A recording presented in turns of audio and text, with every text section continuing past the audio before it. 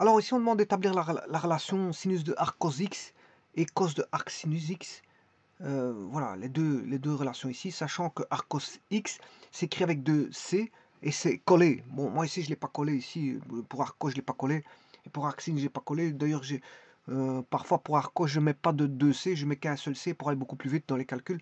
Donc, mais normalement, arc cos, c'est avec un A majuscule et deux C. Alors, je vous montrerai pourquoi le petit A de arc cos.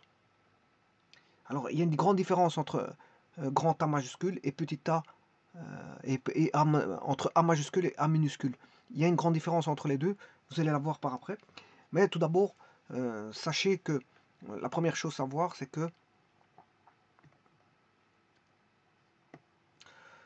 tout d'abord, il faut voir la fonction arcosinus.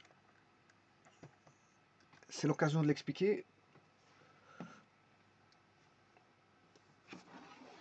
Alors, la fonction arcosinus provient... Alors, je vous rappelle que ça s'écrit arc cos. Bon, pour les facilités du calcul, vous pouvez l'écrire avec un C. Si vous avez 10 000 calculs à faire, bon, façon de parler, quand vous avez beaucoup de calculs à faire, bon, vous mettez qu'un C, ça suffit. Hein. Vous n'avez pas chaque fois dédoubler le C. En tout cas, ça s'écrit avec un C. Alors, l'arc cos provient c'est la réciproque de la fonction cosinus. Voilà. Donc là, on a x, y. Si vous prenez le cosinus de x, y égale cosinus x. Mais pour faire comment est-ce qu'on appelle ça, la fonction réciproque, le x devient le y. Hein. Donc ici, vous remettez x, et là, vous mettez y, et là, vous avez arc cos x. Bon, j'ai mis qu'un C. Bon, normalement, c'est 2C. C'est pour aller beaucoup plus vite. Hein. Sinon, chaque fois, je ne vais pas écrire avec 2C. Voilà. Je respecte pas, mais c'est les règles. Je respecte pas la règle, mais en fait, c'est avec 2C. Mais je l'écris avec un C pour aller beaucoup plus vite. C'est simplement ça. Donc, une fois qu'on s'est mis d'accord que je mets un C, c'est pas une erreur. C'est juste simplement pour aller beaucoup plus vite. Donc, arc cos C, y égale arc cos x, est la fonction réciproque de cosinus x. Mais le problème, c'est quoi le problème? C'est que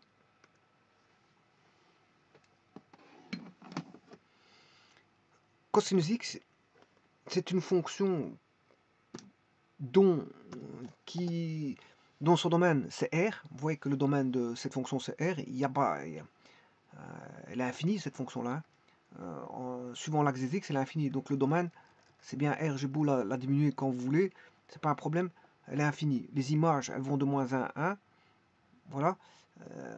Et donc vous voyez que cette fonction-là, cosinus est facilement définissable.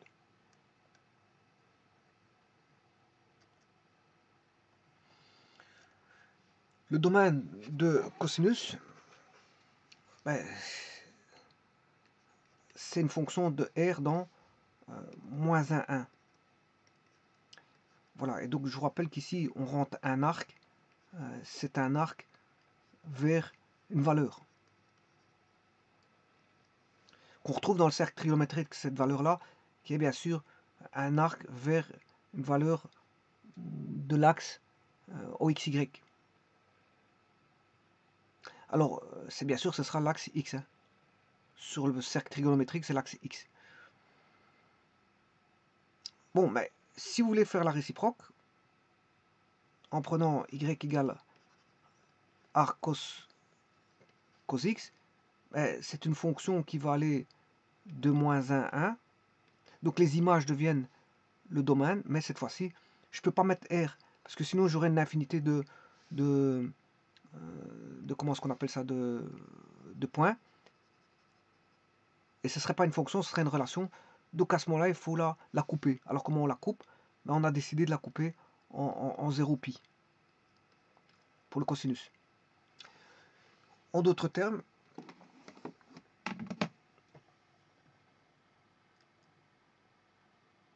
cette fonction-là, si je mets un axe de symétrie y égale x, voilà, je ne peux pas faire directement une symétrie axiale de cette fonction-là.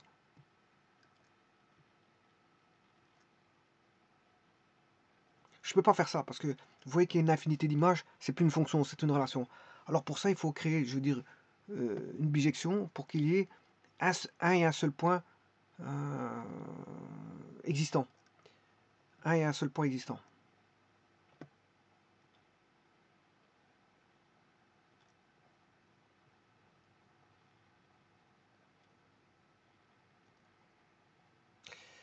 Alors pour ça, justement, pour faire ça, on va créer la fonction qui va être définie en x de moins 1, 1 et en y de 0 à pi. Et donc c'est la fonction arc. Alors normalement c'est avec un A majuscule, mais ici l'implémentation informatique a donné un petit A minuscule, mais c'est pas la même chose. Attention, il faut faire attention juste à ça. Voilà, et ça c'est la fonction arcosinus, qui est une bijection de la fonction sinus. Voilà, dans l'intervalle 0 pi. Alors je pourrais la translater, et si je la translate, ben, vous avez petit a et non plus grand A. Voilà, si je la translate cette fonction-là, ben, j'aurai plus grand A, j'aurai plus grand A arcosinus phi, arcosinus, j'aurai plus grand A, mais petit a, si je la translate dans un autre domaine, qui n'est pas 0 pi. Voilà, parce qu'on peut avoir une infinité de fonctions arcosinus, il suffit de la translater, hein, cette fonction-là, je peux la translater. Voilà, je peux la translater avec un vecteur de translation, je le mets dans un autre domaine, et pourquoi pas. Mais pas n'importe où, je vais vous montrer par après. Alors donc, si je me répète, par rapport à, si je résume par rapport à, si je veux résumer par rapport à ce que je voulais raconter,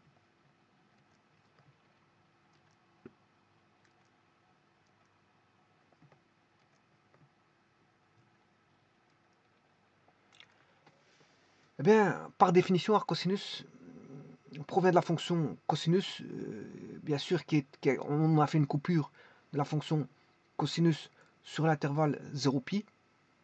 Donc, on est passé d'une fonction cosinus de 0 pi à moins 1, 1 pour pouvoir avoir une fonction qui soit bijective, et bien sûr on peut faire trouver la réciproque de cette fonction bijective. Donc voilà, donc on est passé d'une fonction sinus où son domaine est R vers une fonction 0 pi pour avoir la bijection. Donc c'est-à-dire qu'ici je vais la couper ici. Non plus, ça va, le domaine c'est plus 0 R, mais 0 pi pour avoir cette fameuse bijection. Voilà, pour pouvoir créer la fonction arcosinus et qu'il n'y ait plus qu'une seule image pour la fonction arcosinus. Alors arcosinus s'écrit bien sûr avec 2C, et que arcosinus c'est la fonction réciproque, voire inverse. Mais je n'aime pas le mot inverse, hein, parce que inverse ça fait référence à 1 sur x, alors qu'ici c'est pas une véritable inverse, c'est une fonction dite réciproque.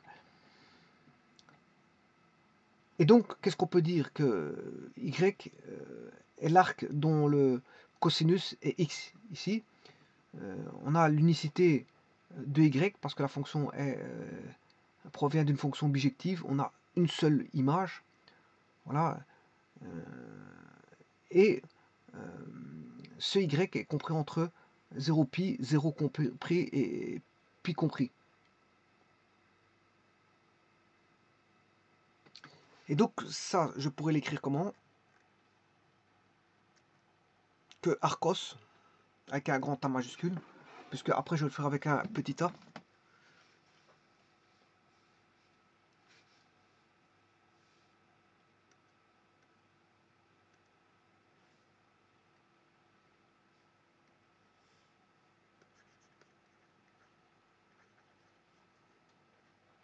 Y égale arcos x.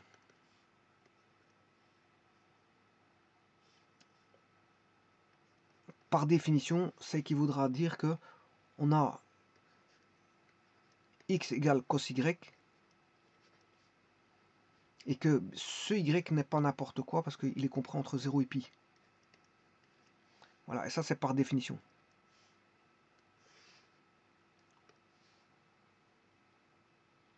Alors, la courbe, je vous l'ai montré, hein, c'est une symétrique, enfin c'est une courbe symétrique par rapport à la première diagonale de la courbe représentative de cosinus entre 0 et pi.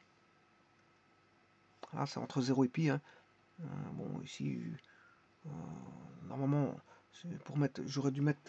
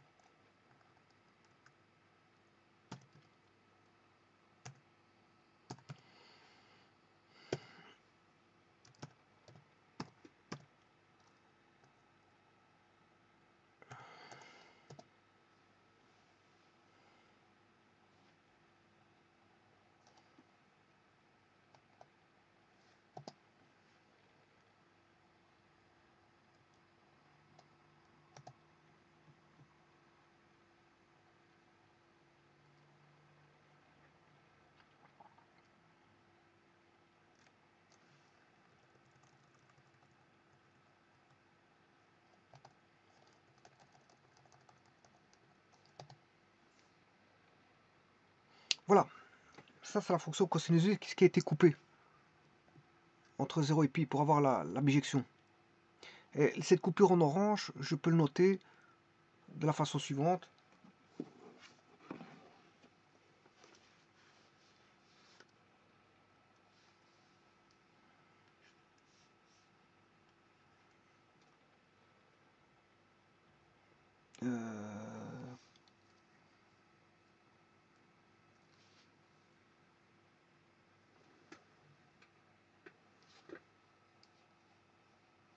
C'est le cosinus, la fonction. Bon, je peux le abréger comme ceci. Hein.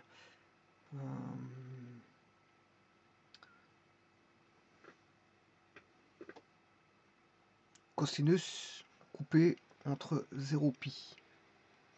Voilà, je peux écrire ça comme ça.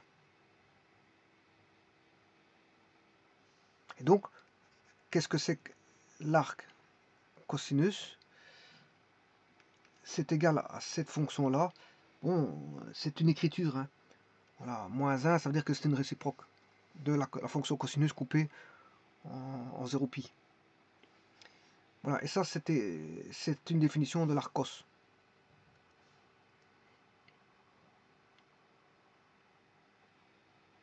Alors, ici, il y a deux demi-tangentes. Voilà, on a une demi-tangente au point.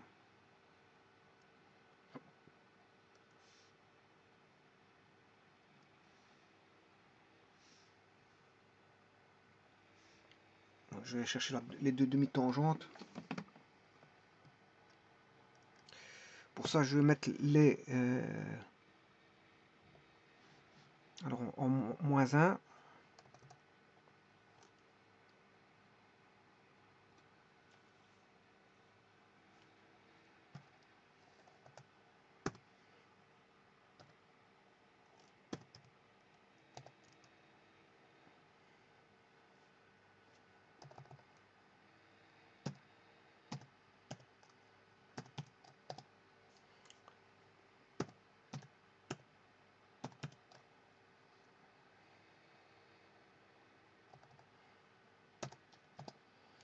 Voilà, et là, on a deux demi-tangentes. Donc, ce qui veut dire que je peux mettre... Bon, c'est un segment de droite que je vais mettre ici.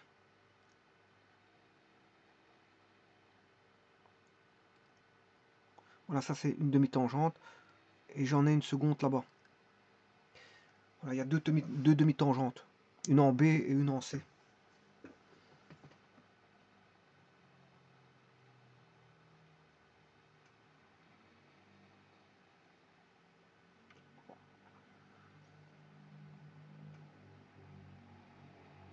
Alors maintenant, je vais voir le petit a.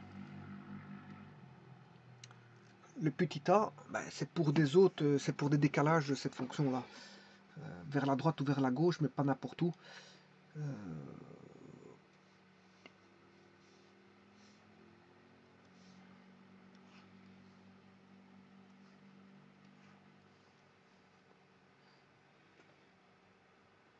Alors, l'arcos.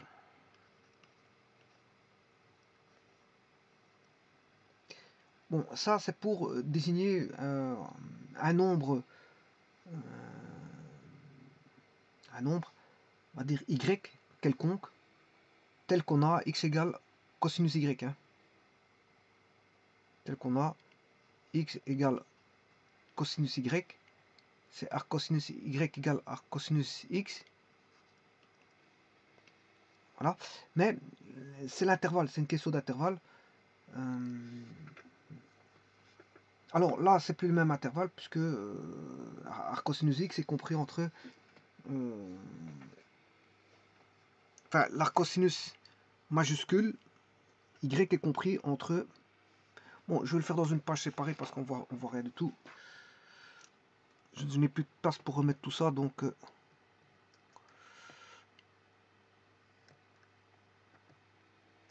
bon, parce que c'est une écriture un peu plus grande.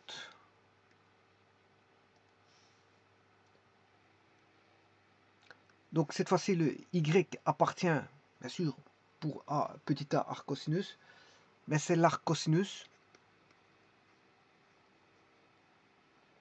de x, bien sûr, plus 2pi fois une valeur entière.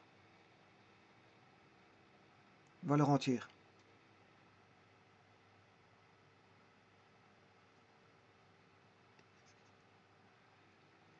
Valeur entière de, voilà, k appartenant à z.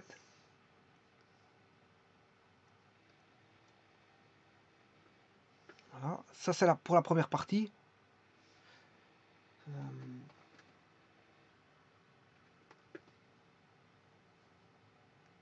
Et la deuxième partie, c'est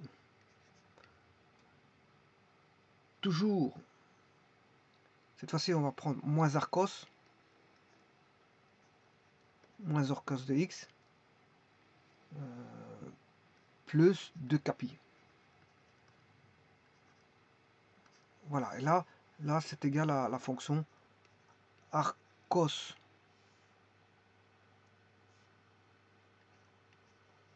de x, elle est décalée ici, hein. C'est la fonction arcos de x. Voilà, pas confondre, ce qui veut dire que arc cos de x est différent de arc cos de x, c'est différent. Il y en a une, elle est en 0pi, et l'autre elle est décalée, suivant, voilà, l'intervalle de décalage que je vous ai donné ici. Bien sûr avec k appartenant à z, hein.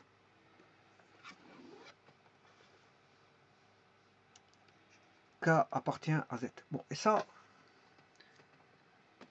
c'est pour la fonction arc cosinus. Voilà, ça c'est pour la fonction arc cosinus. Maintenant, je vais faire la fonction arc sinus.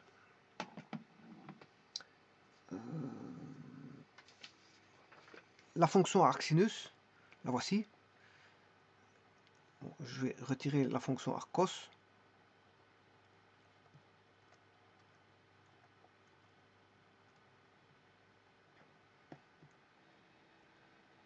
Et je vais faire le même traitement pour la fonction arc sinus.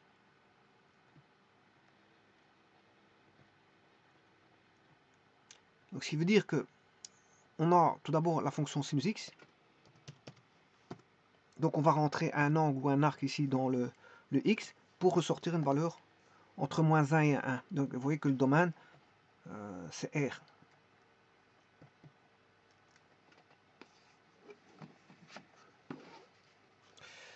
Donc la fonction sinus,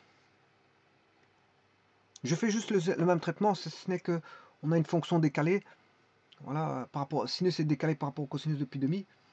Mais en plus de ça, bon, c'est tous les deux fonctions trigonométriques. Il y a une relation évidente qui existe, que je verrai par après, entre sinus et cosinus.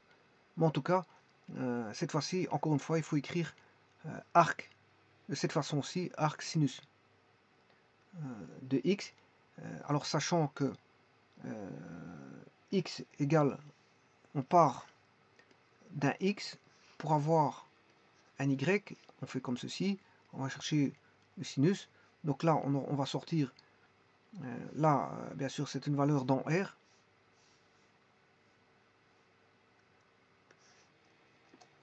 Bon, je vais m'occuper d'abord du sinus. Hein. Le sinus, on aura y égale sinus x. Ici, c'est un arc ou un angle, un arc en radian ou un angle en degré, qui va sortir une valeur entre -1 et 1 suivant. Voilà, il est sur l'axe des y sur le cercle trigonométrique. Hein. Voilà, c'est la projection sur l'axe des y de l'arc sur l'axe OXY du cercle trigonométrique. Donc ici, le domaine, c'est de R vers -1, 1, ce sont les images. Voilà. Et pour rendre l'objectif la fonction, on va la couper pour pouvoir recréer la fonction arcsinus. Et bien c'est ce que je vais faire les mêmes traitements que j'ai fait tout à l'heure, donc vous aurez compris que ce sera pour arcsinus de -1, 1 vers une définition qu'on va dire que c'est moins, on va la définir entre -π' et π', pour pas qu'il y ait deux valeurs. Pourquoi alors pourquoi elle a été coupée comme ça? C'est pour éviter d'avoir deux valeurs et pour avoir qu'une seule valeur, une unicité de valeur. C'est juste ça. Parce que si vous prenez voilà, un cercle trigonométrique, si je prends le sinus il fait plus, moins, moins. Bon, si j'ai une valeur voilà, qui est ici, il peut donner deux arcs. Et pour éviter ça, on dit non, on va prendre le domaine va être de π' à -π'. C'est-à-dire, c'est ce domaine-ci. Et là, on ne peut pas avoir deux valeurs, deux valeurs qui donnent du plus ou deux valeurs qui donnent du moins. On n'a qu'une seule valeur qui donne du plus et une seule valeur qui donne du moins. C'est juste ça. Et il en est de même pour le cosinus. Hein. Donc ici, le domaine, c'est de arcsinus.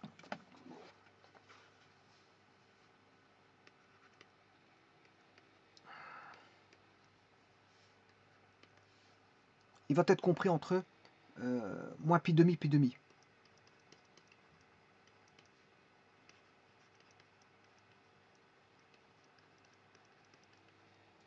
Voilà. Donc ce qui veut dire que si je trace la fonction sinus, je remets la fonction y égale x. Voilà, je vais écrire une bijection. Enfin, je vais la couper pour pouvoir faire la rendre bijective la fonction pour pouvoir faire rechercher la réciproque. Alors, pour ça, je vais la couper entre -π', π'.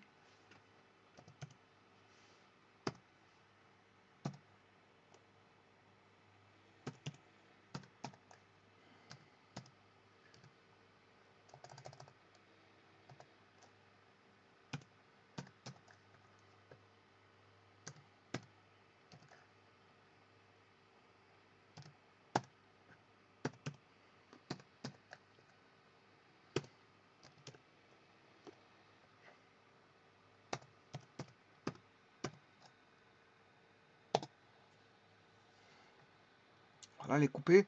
Et là, maintenant, je peux faire une translation, je m'excuse, oui, symétrie axiale par rapport à l'axe OY. Et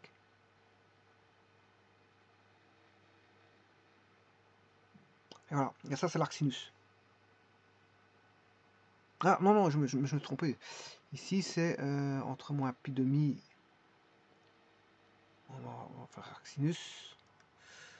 À mon avis, je me suis trompé. Quelque part, -π'.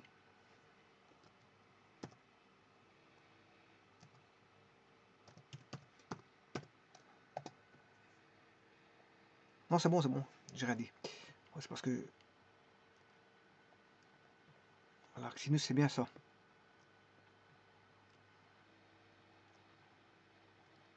Voilà, c'est bien la fonction arcsinus. Là, encore une fois, on a deux demi-tangentes. Hein.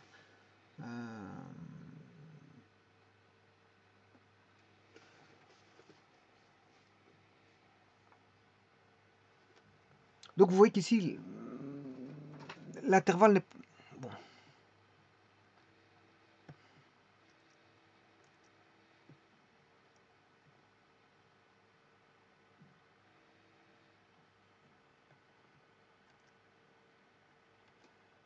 L'intervalle n'est pas le même que tout à l'heure. Hein.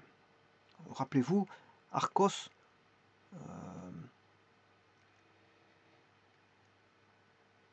Voilà, c'était ça. X égale cosinus Y. Y est compris entre 0 et pi. Je pourrais écrire la même chose avec arcsine.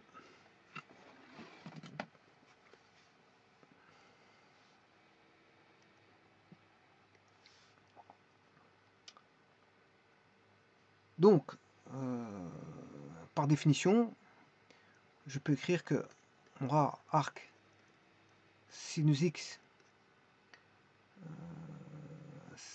c'est la réciproque de la fonction sinus x telle qu'elle a été coupée en moins pi demi,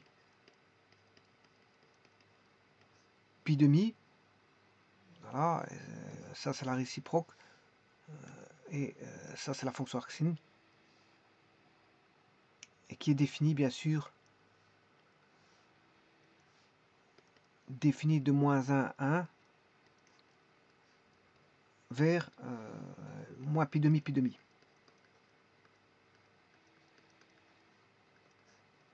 Voilà, et ça c'est la fonction arcsine.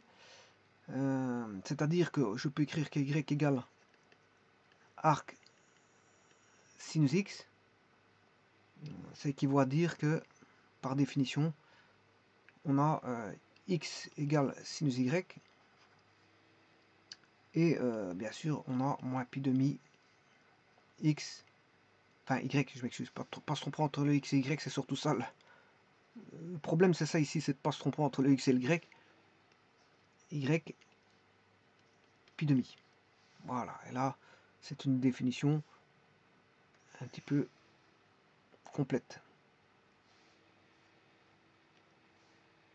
de l'arc sinus.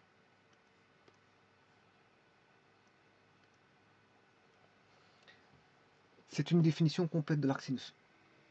Donc vous remarquez que l'intervalle moins pi demi n'est pas le même que l'arc cosinus qui est 0 pi. Et là, il faudra faire très attention.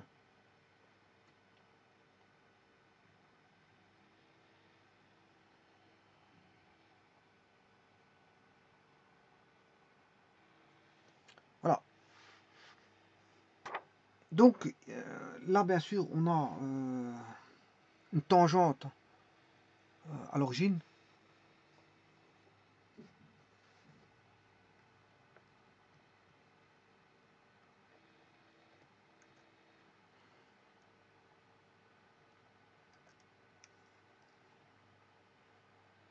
On a une tangente à l'origine ici. Ouais, je vais le faire à main levée, en mettant un segment. Bon, je devrais bien le faire, mais bon. Voilà. À l'origine, on a une tangente.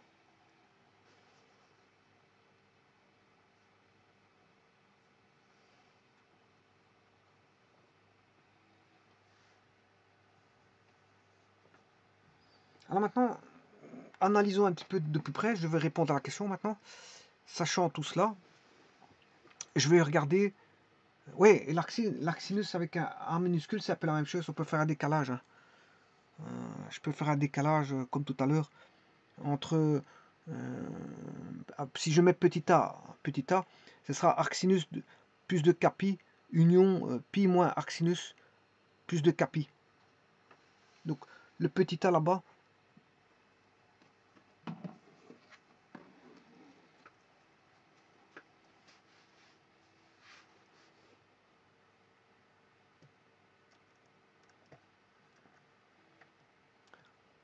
c'est pour décaler l'arc sinus. Si je mets avec un petit a.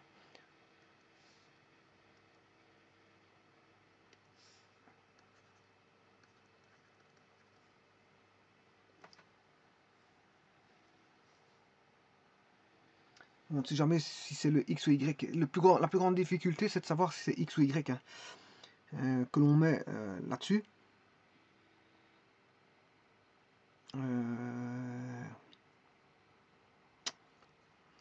Bon, je vais écrire y.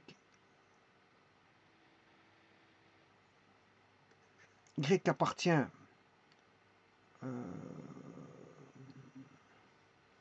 y égale arc sinus x. Y appartient à arc sinus de x plus de capi union pi moins arc sinus x plus de capi. Voilà, c'est juste un décalage. C'est un décalage avec k appartenant bien sûr à z, et là vous pouvez l'écrire avec un petit a.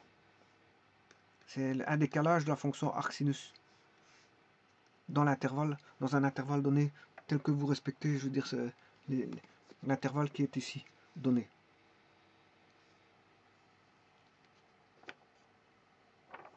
Alors, il y a des relations qui existent entre l'arc sin et l'arc cos.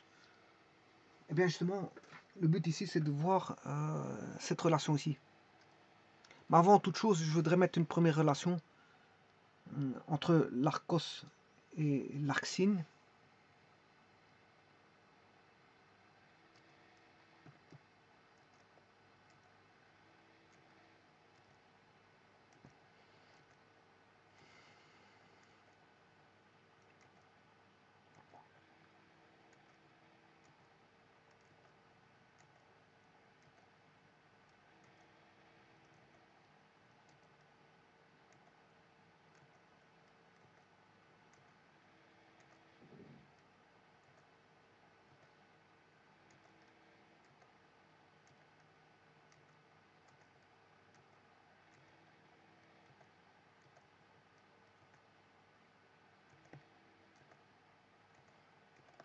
Voilà, je vais tracer la fonction arc cos.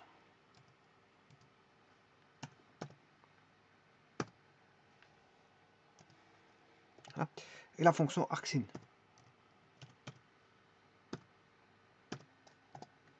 Voilà, et vous voyez que si je fais il y a une espèce de symétrie, hein. Alors l'axe de symétrie, il est à l'intersection. L'intersection, alors je vais chercher l'intersection.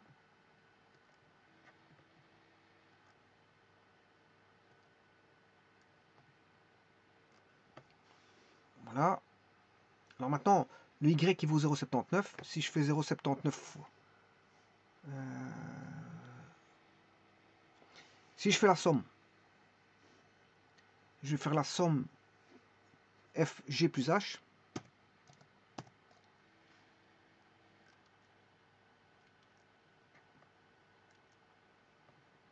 Donc arc cos plus arc sin.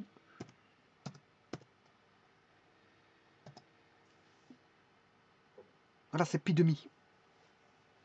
La somme, elle est constante, c'est pi demi. Arc cos plus arc sin fait pi demi. Vous voyez, hein, ça, c'est la valeur pi demi. Donc dans l'intervalle moins 0,1, ben, la somme arc cos plus arc sin fera pi demi. Alors maintenant, ce que je voulais faire, c'est démontrer ces deux relations-là. Sin de arc cos de x.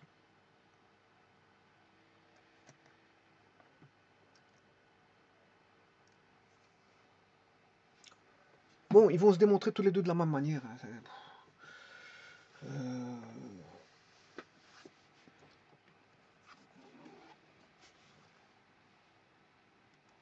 Alors on a, quel que soit x, donc appartenant au réel, hein, c'est vrai pour tout réel, ben, on a la relation, on va partir de cette relation-là. Alors il faut partir de cette relation-là, sachant que, ben, je vous rappelle, en paramétrique, on a r cos θ y égale r sinus θ. Ça c'est la relation paramétrique, voilà, d'un cercle. Voilà. Si je fais x carré plus y carré, c'est égal à r carré cos carré θ plus sin carré θ. Or, cette relation trigonométrique, elle fait 1. Elle fait 1. Et on va retrouver un cercle de rayon 1. On va retrouver un cercle de rayon 1. Si R vaut 1,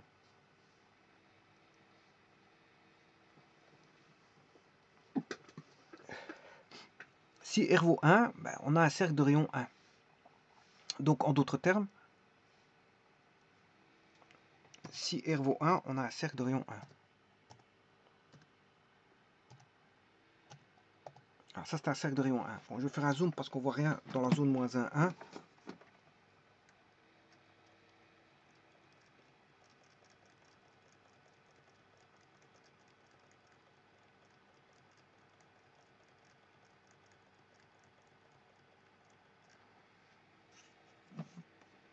Alors, le problème c'est qu'on ne va pas avoir un cercle complet. Vous allez voir pourquoi. Alors tout d'abord, voyons voir que vos cos de sin de arcos. Sin de arc cos. Voilà, c'est un demi-cercle. Bon, ça c'est déjà bon à savoir. On n'a pas notre cercle complet. On n'a que la moitié d'un cercle.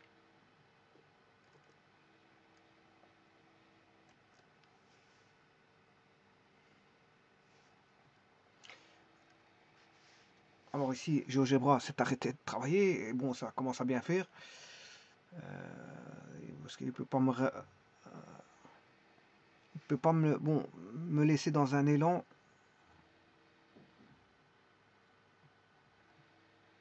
Arrêtez dans mon élan. Il ne peut pas m'arrêter dans mon élan, GeoGebra. Ça c'est pas bon, ça. Bon, en attendant, je peux aller sur celui-ci. Alors, pourquoi a-t-on un demi-cercle et pas un cercle?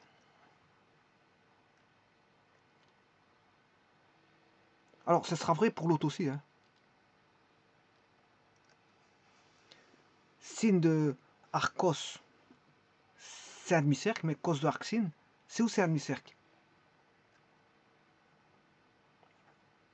Là, je crois qu'il a complètement planté. Mais c'est pas un problème, je peux ouvrir...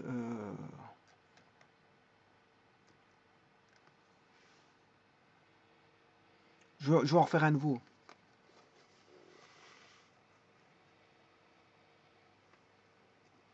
Je reverrai un nouveau voilà, un nouvel écran GeoGebra. Parce que celui-ci, à mon avis, l'a bien planté.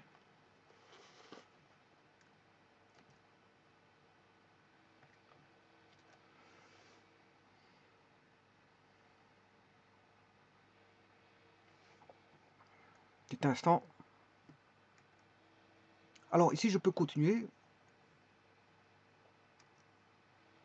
en écrivant pourquoi cos de arcsin. Pourquoi cos de arcsin? En partant de cette relation-là que vous voyez, du cercle. Cos carré, c'est un cercle de rayon 1.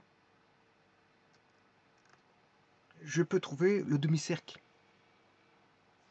C'est juste qu'il faut pouvoir le couper, ce cercle-là, pouvoir le couper.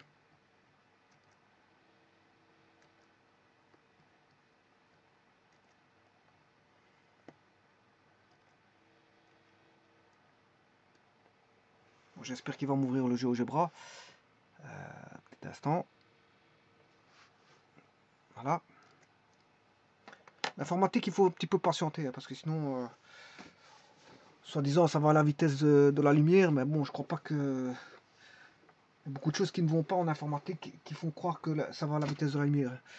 Bon, vous voyez bien que si le logiciel il plante énormément avant d'arriver. Bon, enfin, ça c'est pour la petite histoire. Donc on va remettre l'arcsin.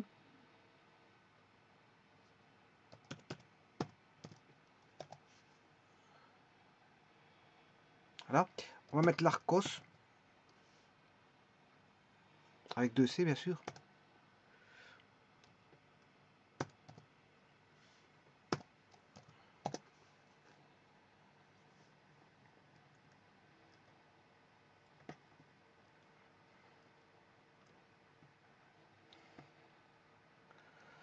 On va mettre le cercle de rayon 1.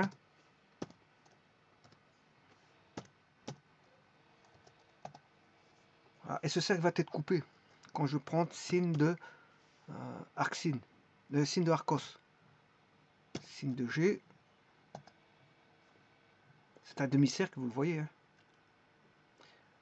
Mais cos de arc sin c'est F.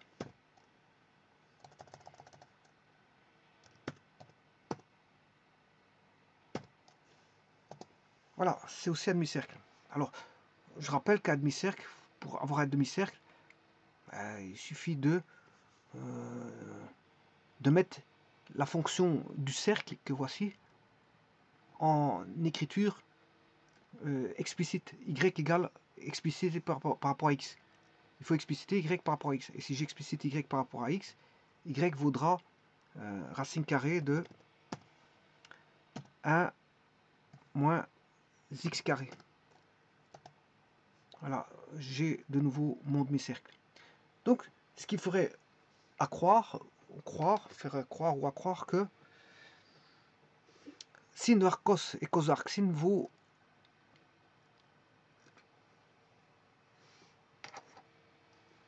racine carrée de 1 moins x carré. Pourquoi? Donc, cos de arc sin de x vaudrait 1 moins x carré. Tout comme sin de arc cos x vaudrait la même chose, 1 moins x carré. Ce qui voudrait dire que cos de arc sin x vaudrait cos de sin de arc avec 2c. Bon, si vous me voyez écrire avec un c, c'est pas grave. Hein. Arc cos x. Qui serait égal à tout ça, à racine carrée de 1 moins x carré. Alors pourquoi tout ça? Et justement, c'est ce que je vais voir. Par rapport à ce qui vient d'être vu. Alors je vais commencer par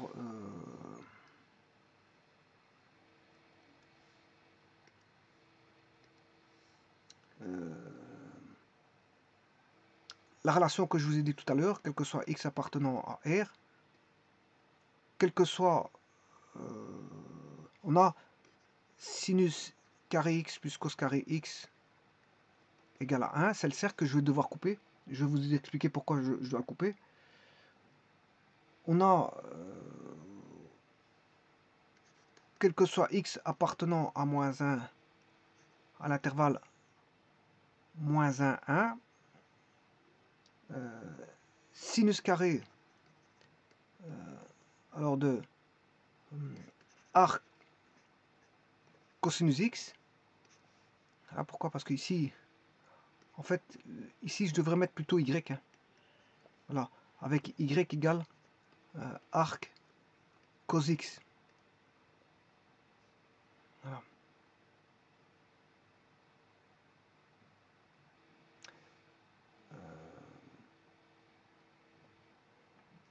Plus cos carré de arc cos x égale 1. Ce qui veut dire que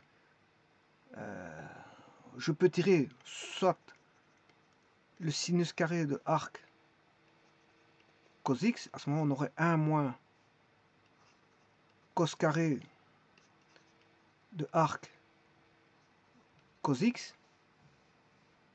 ou je pourrais mettre tirer le cos carré de arc cos x et j'aurai 1 moins sinus carré de arc sin x. Ah, et c'est la dernière qui va me dire pourquoi on a un demi-cercle. C'est les deux dernières qui vont me dire que les relations sont égales et pourquoi on a un demi-cercle pour les deux.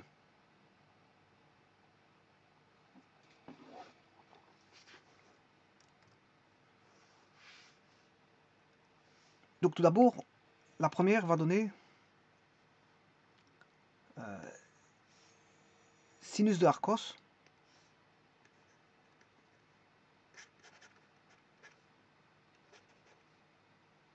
égale plus ou moins racine carrée de 1 moins cosinus arc cos au carré. Et l'autre, cosinus de arc. À mon avis, je me suis trompé quelque part. Ouais, ici, c'est arc sin. Là, j'étais un peu trop vite.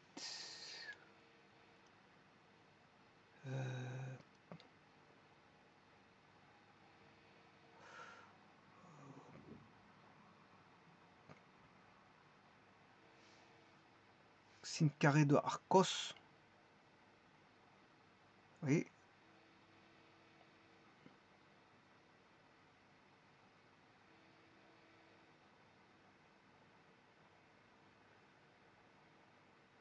Oui, moi je peux écrire ça, c'est pas un problème.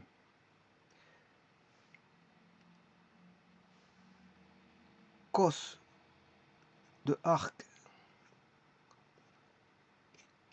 cos est égal à plus ou moins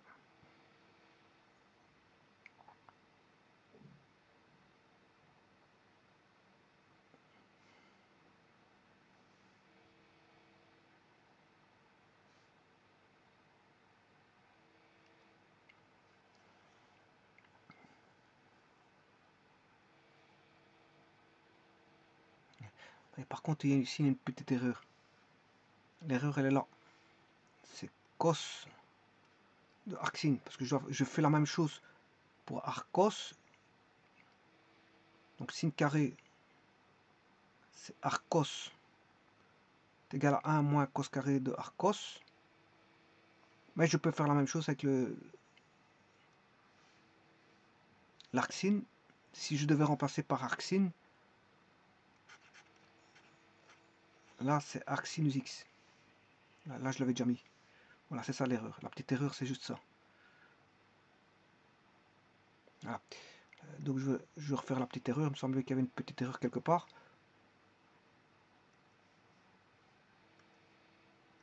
Ça, c'est arc sin. Je fais deux formules en un.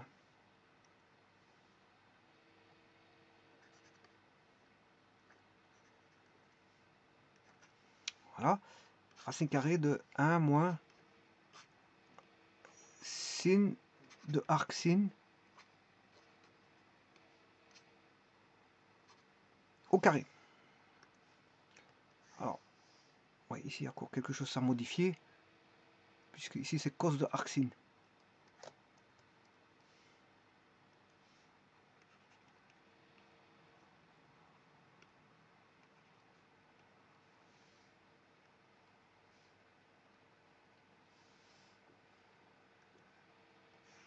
On y est presque. Il y a juste une discussion à faire pour avoir le demi-cercle, parce que pour l'instant, j'ai le cercle complet, avec plus ou moins j'ai le cercle complet. Regardez bien. Si je mets plus ou moins, j'ai le cercle complet. Moins.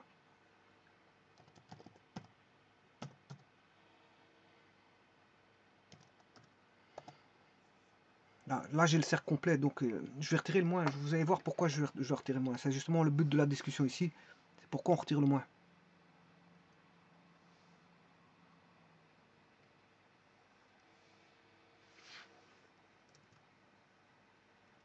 Alors, cos de arcos, ça fait x, parce que c'est deux fonctions réciproques. Hein. Si vous prenez une fonction et sa réciproque, bon, c'est comme, on va dire, logarithme népérien et exponentielle de x. Si vous prenez ln de e, ça fait ln de e de x. C'est normal parce que vous prenez une réciproque. Vous prenez une fonction, puis vous reprenez sa réciproque, donc vous retombez sur l'argument. C'est tout à fait normal, donc on va se retrouver ici avec 1 moins x carré.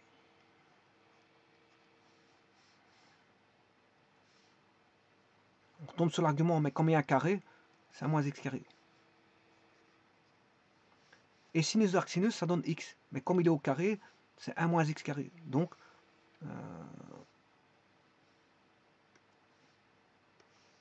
ceci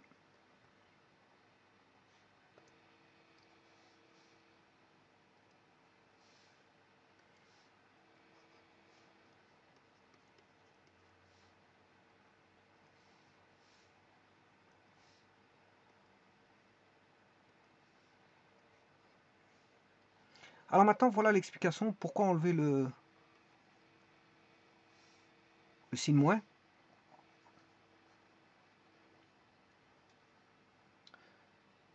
Bon, si je prends Arcos, Arcos il est compris entre 0 et pi. Je viens de vous dire qu'il est compris entre 0 et pi. Donc de là à là. Sa zone elle est là. Voilà. Il est compris entre 0 et pi. Mais là, le problème, c'est que si je prends le sinus maintenant, le sinus, entre 0 et pi, ben, il est positif. Donc, on est obligé de prendre le positif ici. Donc, on aura un demi-cercle, si vous voulez. Et idem pour l'autre. Ici, on a arc sinus qui est compris entre moins pi demi et pi demi. Entre moins pi demi et pi demi, donc c'est ici. Mais comme je dois prendre le cosinus dans cette zone, il est positif. Et donc, c'est pour ça qu'on a un demi-cercle. Donc, sinus de arc cosinus, c'est racine carrée de 1 moins x carré.